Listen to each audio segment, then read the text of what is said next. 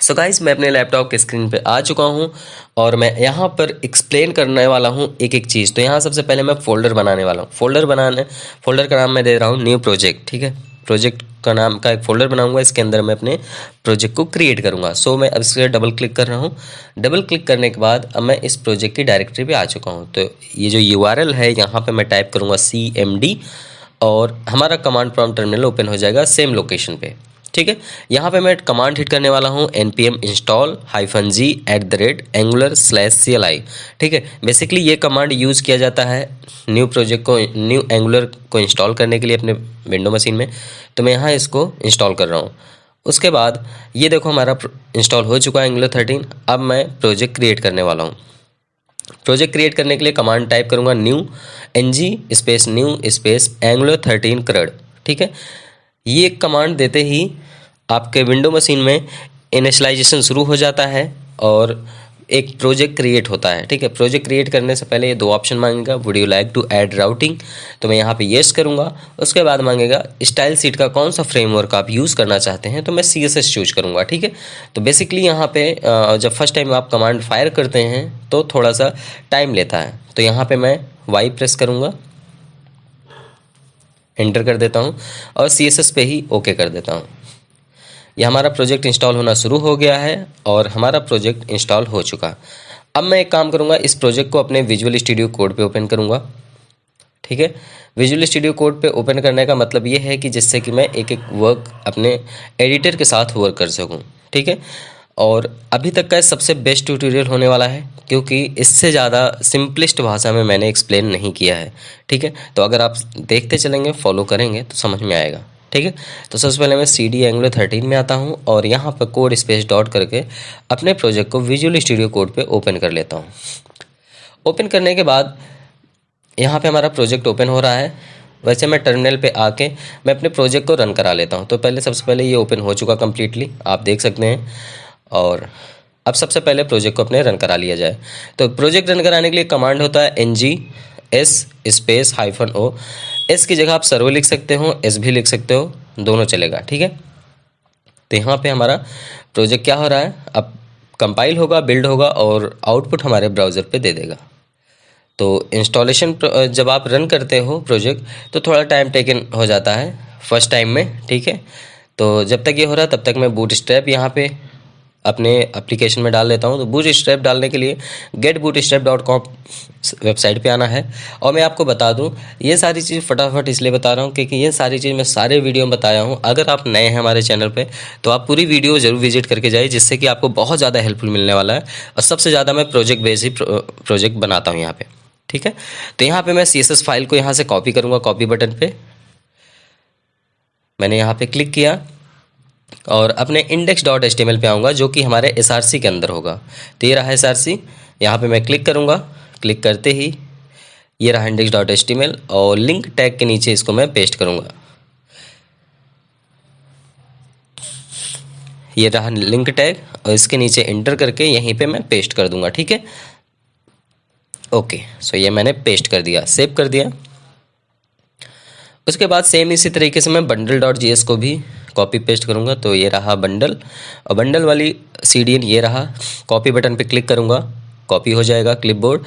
अब इसको फिर से मैं पेस्ट करूँगा अपने ऐप रूट टैग के नीचे। ठीक है, ऐप रूट टैग जो हमारा क्लोज हो रहा है इसके नीचे मैं इसको पेस्ट कर दूँगा। ओके फाइन, तो ये हमारा पेस्ट हो चुका है और इसको एक बार सेव कर दूँगा। सेव हो गया। ठीक है, चलो ये काम इतना हमारा डन हो चुका है और एक बार इसको देख लेते हैं रन हुआ स्टार्ट हुआ कि नहीं। अभी रन होना स्टार्ट नहीं हुआ है तो थोड़ा सा टाइम टेकन होता है। ये बहुत बड़ी प्रॉब्लम की बात नहीं है। चलो तब तक मैं आपको बता दूं, यहाँ पे अब आप देख सकते हैं जनरेटिंग ब्राउज़र एप्लीकेशन बंडल्स। ठीक है, ब्राउज़र पे बंडल जनरेट होना स्टार्ट हो चुका है। तो जब तक ये हो रहा है तब तक मैं आपको कुछ इंपॉर्टेंट चीज़ें बता दूं। ये हमारी डायरेक्टरी है, इसी पे हमारा वर्क होगा। जो भी वर्क होगा इस ऐप फोल्डर के अंदर होगा। ऐप फोल्डर के अंदर बेसिकली 5 फाइलें कंटेंट्स होती हैं, ऐप राउटिंग, ऐप CSS, ऐप.html, ऐप.ts एंड ऐप.spec.ts। ठीक है, तो ये तो होता ही रहेगा। और मैं आपको एक इम्पॉर्टेंट चीज़ बता दूं कि हमारा एक और प्रोजेक्ट साथ ही साथ चल रहा है, फूड ऑर्डर एप्लीकेशन प्रोजेक्ट है, जो कि आप लोगों के लिए बहुत ज़्यादा हेल्पफुल होने वाला है। तो आई होप कि आप लोग उसको ज़रूर देखेंगे अगर आप लोग बिगिनर हैं तो। ठीक है, तो हमारा प्रोजेक्ट रन हो चुका है, आपको स्क्रीन पे दिख रहा होगा यहाँ project Anglo 13 CRUD app is running. ठीक है, तो कुछ सारे ऐसे टैब बनाए हैं और मैं इन सारे टैब को यूज़ नहीं करूँगा, ये नन ऑफ यूज़ है, अभी रिमूव कर दूँगा। तो चलो सबसे पहले एक काम कर लेते हैं, एक नया कमांड प्रॉम्प्ट ओपन करते हैं। यहाँ पर सबसे पहले npm install -g Jason server. ठीक है, मैं यहाँ पे जेसन सर्वर यूज़ करने वाला हूँ बैकएंड के लिए। जब CRUD एप्लीकेशन है तो बैकएंड कुछ ना कुछ यूज़ करूँगा, तो मैं जेसन सर्वर को ही यूज़ करने वाला हूँ। जेसन सर्वर भी इंस्टॉलेशन बहुत जल्दी हो जाता है, बहुत बड़ी फाइल नहीं होती है, बहुत सिंपल और बहुत ईजी है, बहुत लाइट वेट होता है और बहुत अच्छे से वर्क भी करता है, कोई ज़्यादा एरर वाला इशू नहीं आता। अगर आप बिगिनर हैं तो ठीक है, एक्सपर्टीज़ है तो आप कोई भी बैकएंड यूज कर सकते हैं, MySQL, MongoDB, ऐसे बहुत सारे एप्लीकेशन होते हैं जो आप यूज़ कर सकते हैं। तो हमारा जेसन सर्वर इंस्टॉल हो चुका है और अब अपन क्या करेंगे, सबसे पहले तो इसको मिनिमाइज करते हैं और यहाँ पे एक बार देख लेते हैं ऐप component.html, इन सारी चीज़ों को कंट्रोल ए करके रिमूव करते हैं और यहाँ पर सबसे पहले ए टैग यूज़ करते हैं, क्योंकि अभी मुझे चेक करना है कि हमारा बूट स्ट्रैप वर्क हो रहा है कि नहीं। h1 टैग के साथ मैं क्लास दूंगा टेक्स्ट सेंटर और उसके बाद यहाँ पे दूंगा angular 13 CRUD with Jason server, angular 13 CRUD with Jason server. ठीक है, बेसिकली जेसन सर्वर पे ही ये हमारा पूरा बन रहा है और एंगुलर 13 सबसे मेन फ्रेमवर्क है, तो इसलिए मैं एक टाइटल यहाँ पे प्रिंट कराना चाहता हूँ सेंटर पे। देखो तो एकदम परफेक्टली वर्क कर रहा है मेरा बूट स्ट्रैप भी, क्योंकि क्लास टेक्स्ट सेंटर दिया, सेंटर पे आ रहा है, angular 13 CRUD with Jason server लिखा है प्रॉपरली, गुड। अब हमें क्या करना है कि सबसे पहले तो अपने टर्मिनल पे आना है। टर्मिनल पे आने के बाद यहाँ पर हम एक काम करते हैं, सबसे पहले तो अपना एक बना लेते हैं, कंपोनेंट्स बना लेते हैं। ठीक है, कंपोनेंट्स बना के तभी मैं एक एक चीज़ बताऊं तो ज़्यादा आई थिंक बेटर रहेगा, क्योंकि ऐसे एक एक चीज़ को समझाना थोड़ा सा कॉम्प्लिकेटेड हो जाएगा आप लोग के लिए। मैं चाहता हूं कि जितना सिंपल से सिंपल भाषा में हो सके उतना अच्छे से बताऊं। तो यहाँ पे सबसे पहले मैं कंपोनेंट क्रिएट करूँगा और यहाँ पे टाइप करने वाला हूँ ng space G for generate, C for component और कंपोनेंट मैं दूंगा स्टूडेंट डैशबोर्ड। ठीक है, स्टूडेंट बेस पे मैं बना रहा हूँ प्रोजेक्ट, और तो आई थिंक मुझे यही देना चाहिए स्टूडेंट डैशबोर्ड। और यहाँ पे देखो हमारा सब अपडेट करके देता है ऐप module.ts को। ठीक है, तो यहाँ पे स्टूडेंट डैशबोर्ड पे आएंगे आप तो आपको दिखेगा 4 फाइलें। ठीक है, तो सबसे पहले मैं ts फाइल पे जाता हूँ और अपने सिलेक्टर को डायरेक्टली यहाँ से कॉपी कर लेता हूँ। सिलेक्टर को कॉपी करने के बाद अपने ऐप component.html पे इस सारी चीज़ को रिमूव करता हूँ और एज ए टैग इसको पेस्ट कर देता हूँ। अब मैं सेव करके एक बार ब्राउज़र पे आपको दिखाना चाहूँगा कि यहाँ पे देखेगा स्टूडेंट डैश वर्क। ठीक है, क्योंकि अब हमारा ऐप component.html पे क्या कॉल हो रहा है, स्टूडेंट डैश वर्क। ठीक है, स्टूडेंट डैशबोर्ड कंपोनेंट वर्क हो रहा है। तो चलो स्टूडेंट डैशबोर्ड कंपोनेंट पे आते हैं। सबसे पहले यहाँ पर मैं हेडर्स बनाता हूँ। हेडर बनाने का मतलब है कि सारा का सारा काम यहीं पे करूँगा, ऐड भी करूँगा, एडिट भी करूँगा, डिलीट भी करूँगा, अपडेट भी करूँगा, सब कुछ इसी पैनल पे मैं कर दूँगा। ठीक है, बस आप लोग को ध्यान से देखना है, एक एक चीज़ समझना है। ठीक है, तो यहाँ पे मैं सिंपली नैब टैग ले रहा हूँ जिसकी क्लास नैब बार रहेगी, उसके अंदर एक और क्लास रहेगी जिसका नाम है नैब बार हाइफन लाइट, और एक उसके अंदर एक और क्लास रहेगी बैकग्राउंड सक्सेस। ठीक है, तो मैंने यहाँ पे बीजी सक्सेस दिया, डार्क नहीं देना, सक्सेस देना है। ठीक है, ओके। तो यहाँ पे ये मैंने टैग बना लिया है। उसके बाद अब यहाँ पे अगेन एक और कंटेनर लूँगा। कंटेनर हम फ्लूइड टाइप का लेंगे, ठीक है, जो फुल विड्थ रहे। सो यहाँ पे मैंने कंटेनर लिया, यहाँ पे मैं एक h1 टैग ले रहा हूँ। h1 टैग में मैं यहाँ पे सिंपली पास कर रहा हूँ एंगुलर 13 CRUD। ठीक है, एंगुलर 13 CRUD ये h1 टैग में मैं प्रिंट कराऊँगा और उसके बाद यहाँ पे मैं आता हूँ एक अगेन टैग लेंगे जिसका क्लास डीफ्लेक्स रहेगा, और इस डीफ्लेक्स के अंदर हम एक बटन लेंगे और बटन का क्लास बटन देंगे। अगेन बटन की क्लास हम प्राइमरी दे देते हैं। बटन की प्रॉपर्टी में हम डाल देते हैं ऐड स्टूडेंट, ठीक है, क्योंकि हमें स्टूडेंट को ऐड करना है। तो यहाँ पे मैं सिंपली सेव कर दूंगा और आपको आउटपुट दिखाना चाहूँगा कि ये आउटपुट कैसा दिख रहा है अभी, ठीक है। एक बार चेक करते हैं। ओके, बहुत शानदार दिख रहा है, इतना शानदार कि अच्छा ही नहीं लग रहा। कोई दिक्कत नहीं है, कोई एरर है, कोई क्लास की एरर है, तभी ऐसा दिख रहा है, कोई इशू नहीं है। तो सबसे पहले इसको हम मैनेज करते हैं। So let me check one more time, where is the error. D flex सही है, बटन प्राइमरी सही है। एक्चुअली स्पेलिंग में ही मिस्टेक होगा कहीं ना कहीं। नैप बार लाइट बीजी सक्सेस, ठीक है, ये तो सही है। डिव क्लास कंटेनर,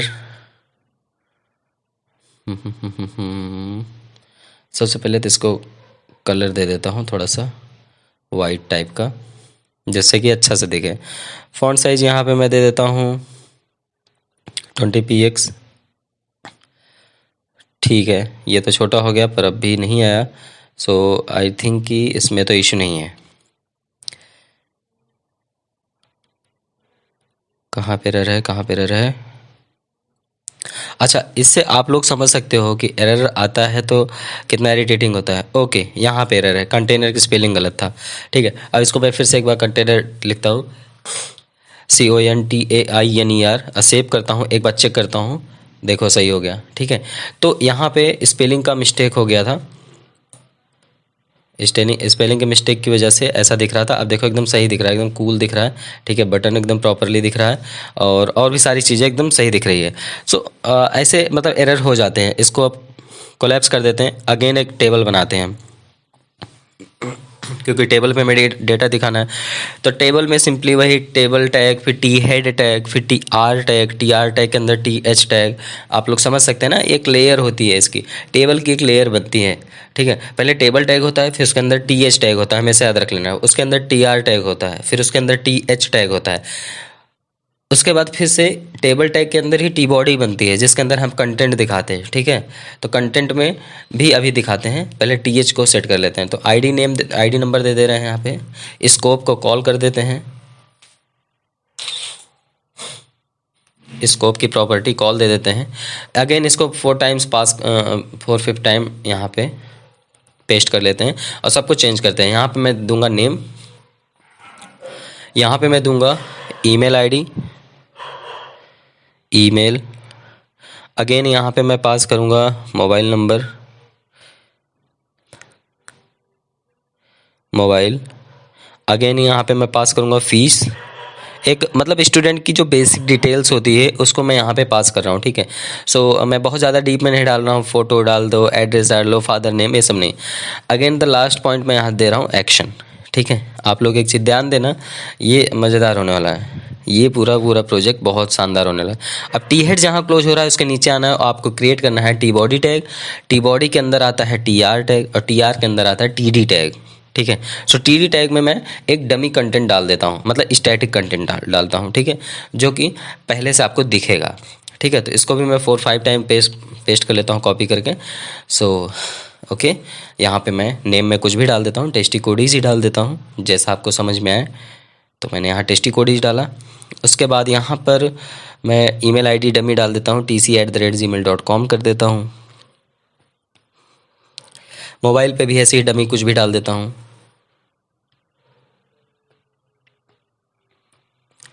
और फीस पे दे देता हूँ ऐसे कुछ भी, 10,000, 20,000, 5,000, 500, 2 रुपीज़, वॉट एवर, जो भी आपको देना चाहिए, ठीक है। तो मैंने यहाँ पे दे दिया।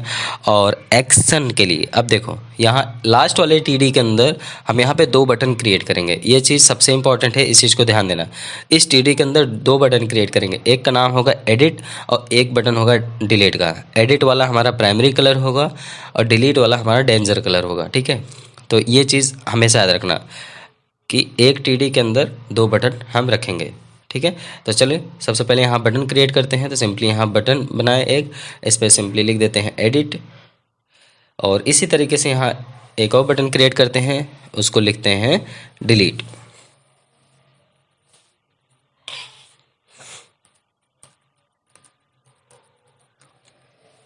इसको मैं क्लास देता हूं बटन,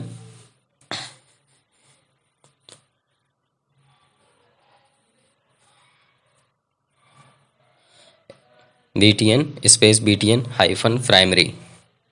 ठीक है, बहुत बेसिक चीज़ें हैं, आपको पता होगा। ठीक है, प्राइमरी। और इसमें भी सेम ऐसे ही क्लास दूंगा, BTN space BTN hyphen danger. ठीक है, उसके बाद मैं आपको इसको दिखाऊंगा, देखना कैसा दिखता है। ओके, हो गया, सेव करता हूँ। वाह, कितना शानदार लग रहा है, इतना गंदा लग रहा है कि मज़ा ही नहीं आ रहा। तो चलो इसको भी थोड़ा सा अच्छे से डिज़ाइन करते हैं। डिज़ाइन कुछ नहीं करना, आपको सिंपली अपने टेबल टैग पे आना है इसके बाद। तो ठीक है, मतलब इसको बहुत ज़्यादा डिज़ाइन करने की ज़रूरत ही नहीं है, टेबल टैग पे आना है। टेबल टैग को क्लास देना है। क्लास क्या दोगे? टेबल दोगे, चाहे टेबल रिस्पॉन्सिव दे दो, चाहे टेबल दे दो। तो मैं यहाँ पे क्लास टेबल दे देता हूँ और टेबल देकर सेव करता हूँ। देखो ऑटोमेटिकली सब एडजस्ट हो गया। आईडी के नीचे आईडी, नेम के नीचे नेम, ईमेल आईडी के नीचे ईमेल आईडी, फीस के नीचे फीस, एक्शन के नीचे 2 बटन है। अब बटन के बीच में हमें गैप करना है, बहुत कंजेस्टेड दिख रहा है। तो सिंपली हमें करना क्या है, @NBSP जो कि एक कैरेक्टर का स्पेस एलोकेट करता है, उसको यूज कर लेना है, बस सेव कर देना है। अब देखो गैप हो गया। तो आई होप कि अभी तक मैं इतना ही बताया हूँ, इतना आपको समझ में आ गया होगा। तो चलो आगे बढ़ते हैं।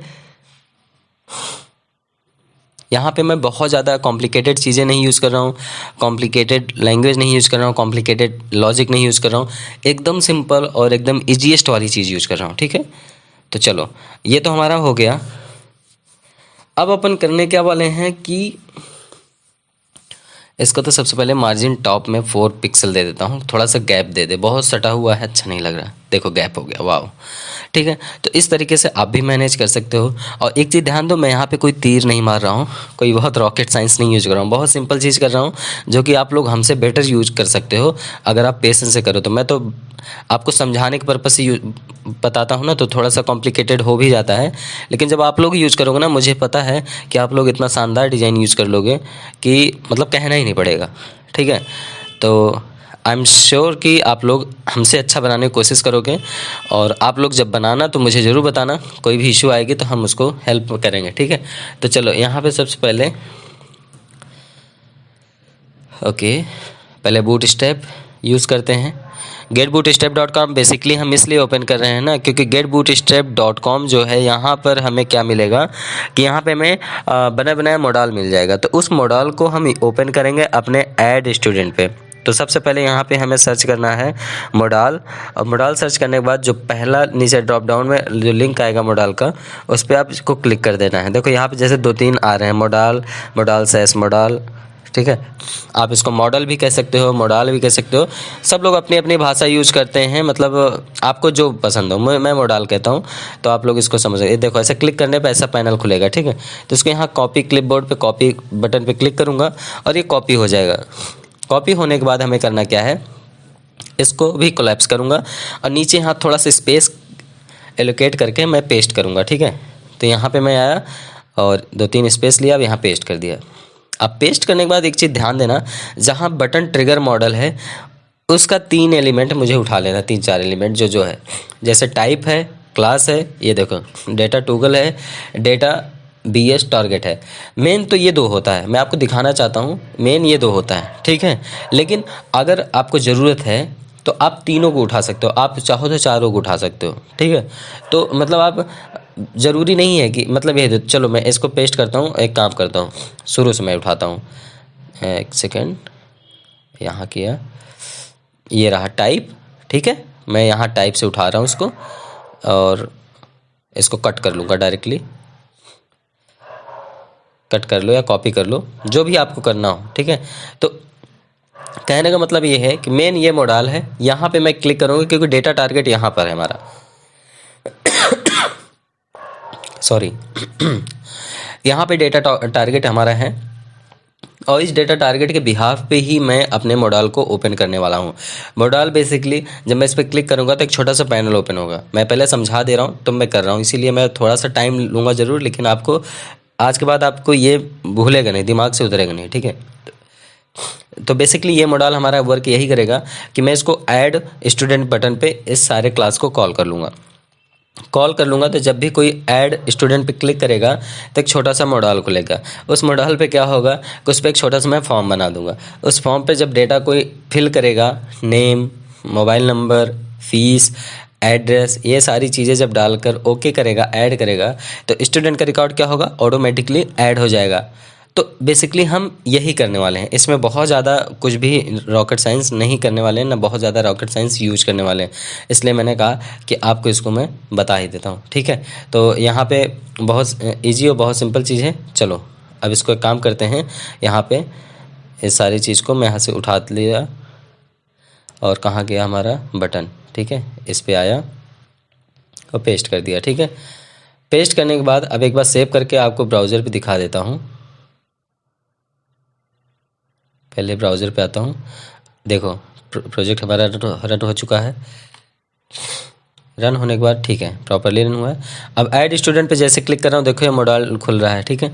अब इस मॉडल को थोड़ा सा कस्टमाइज़ करते हैं। मॉडल को कस्टमाइज़ करने के लिए हमें करना क्या है, यहाँ पे आएंगे, कहाँ गया ये रहा मॉडल टाइटल। यहाँ पे दूंगा स्टूडेंट डिटेल्स, ठीक है, स्टूडेंट डिटेल्स। उसके बाद यहाँ पे जो 3 डॉट है, इस पहले तो इसको सेव चेंजेस को ऐड कर दूंगा, क्योंकि ऐड रिकॉर्ड से ऐड या कुछ भी कर दो। ऐड रिकॉर्ड्स काफ़ी बड़ा हो रहा है, ऐड ही करता हूँ, ऐड सही है, ठीक है, बस इतना ही रखता हूँ। और ये जो 3 डॉट है, इस 3 डॉट पे हम एक इसको बोलते हैं मॉडल की बॉडी। मॉडल की बॉडी में क्या करूँगा, एक फॉर्म लूँगा। तो फॉर्म भी getbootstrap.com से उठा लूँगा, सर्च करूँगा फॉर्म्स। और फॉर्म्स में जो हमारा पहला वाला फॉर्म्स आएगा, इसको सिंपल सा है, बहुत ईजी है। इसको यहाँ से कॉपी क्लिपबोर्ड पे क्लिक करूँगा और यहाँ पर आके इसको थोड़ा सा स्पेस एलोकेट करके पेस्ट कर दूँगा, ठीक है। मैंने किया पेस्ट। अब यहाँ पे जो अननेसेसरी चीज़ें हैं, मतलब अननेसेसरी चीज़ जैसे मतलब ज़बरदस्ती का ड्यू टैग बना दिए, तो इसको रिमूव कर देता हूँ मैं। ये कोई काम का नहीं अपने, ठीक है। तो एक काम करता हूँ, इन सारी चीज़ों को फटाफट रिमूव कर देता हूँ। पहले इसको वर्ड रैप करता हूँ जिससे समझ में आया कौन सा टैग कहाँ क्लोज हुआ है। ओके, अब ये वाला ड्यू टैग कहाँ गया, ये ड्यू टैग रहा, इसका मुझे कोई काम ही नहीं है, तो इसको भी यहाँ से नहीं, फॉर्म टैग रहना है, ठीक है। इतना मैं रिमूव कर दिया। अभी कुछ फॉर्म टैग का एरर आ रहा है। एरर क्यों आ रहा है, सारे ड्यू टैग तो क्लोज है ना, 1 सेकेंड। ओके, आई थिंक ये वाला ड्यू टैग नहीं क्लोज है, तो एक काम करते हैं, इस ड्यू टैग को पहले क्लोज करते हैं।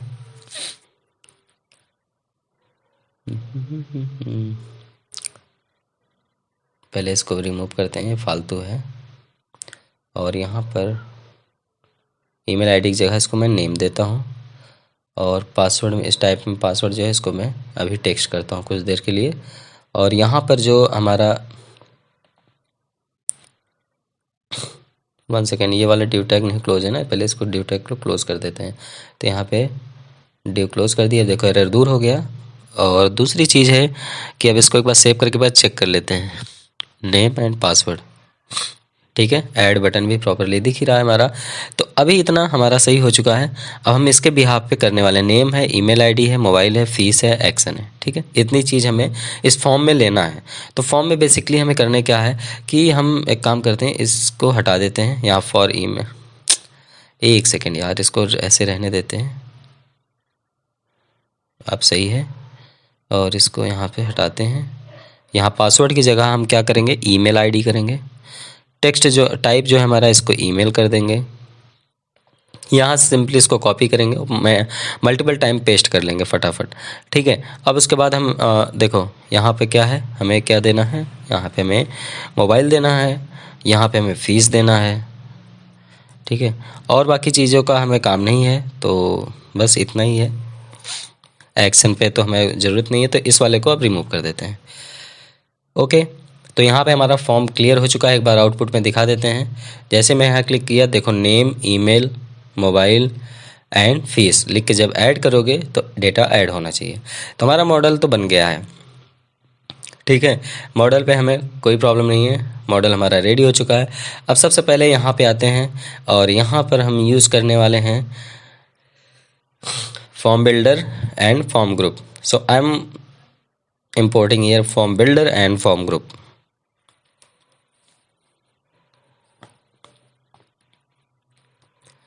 ये रहा फॉर्म बिल्डर और ये रहा हमारा फॉर्म ग्रुप।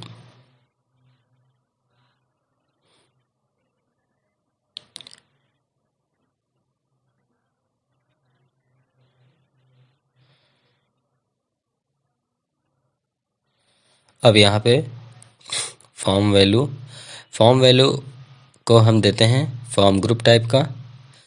ठीक है, अभी देखो इसका काम लगने वाला है, बहुत मज़ा आने वाला है इस प्रोजेक्ट में। ठीक है, अगेन हम फिर से एक और प्रॉपर्टी बनाएंगे।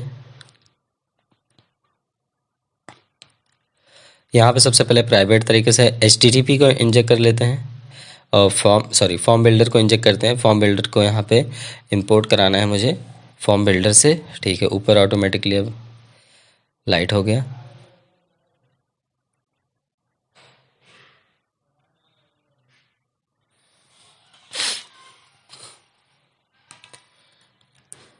ठीक है, अब एक काम करते हैं, यहाँ पे दिस डॉट, अब हम फॉर्म की ग्रुपिंग करेंगे ना बेसिकली, तो यहाँ form value is equal this dot form group, sorry form builder dot group.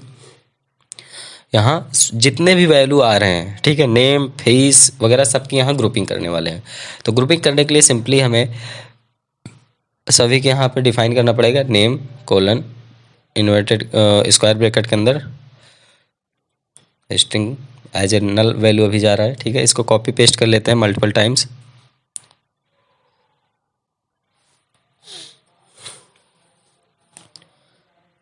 यहाँ पे ईमेल हम पास करेंगे।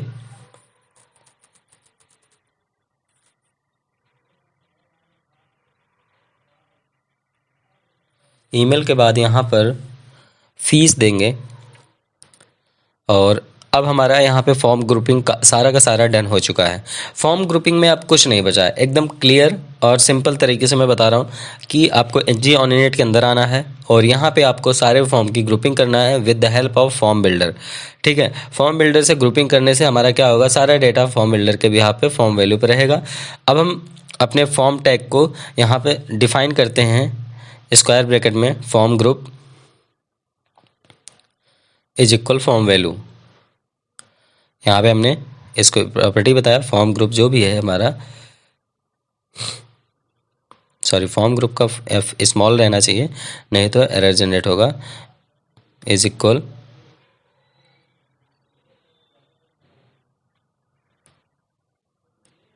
डबल कोट के अंदर फॉर्म वैल्यू।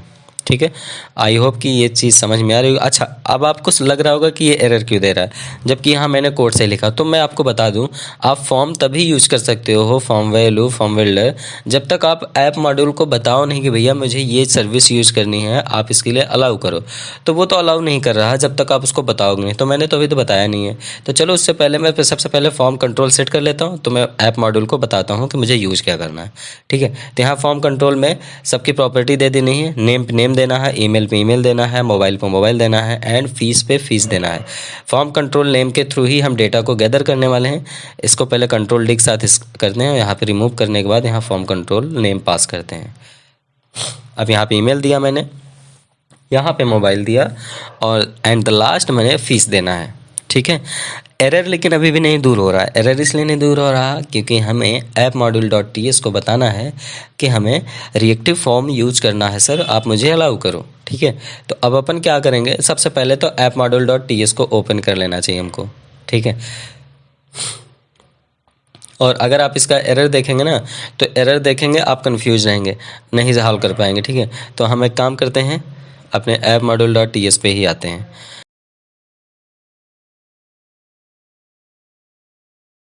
तो यहाँ पे आए और इंपोर्ट्स में मुझे बताना है कि भैया रिएक्टिव फॉर्म मॉड्यूल्स को हमें अलाउ करो। ठीक है, देखो ऑटोमेटिकली एरर हट गया।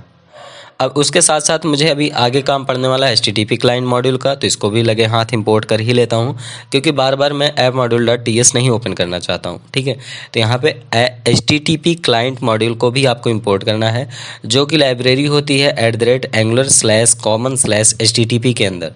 तो इसको यहाँ पे मैनुअली इंपोर्ट करना पड़ेगा आपको। तो मैं यहाँ पे इंपोर्ट करता हूँ HTTP क्लाइंट मॉड्यूल को फ्रॉम डबल को इन्वर्टेड कामा के अंदर @angular_common/HTTP।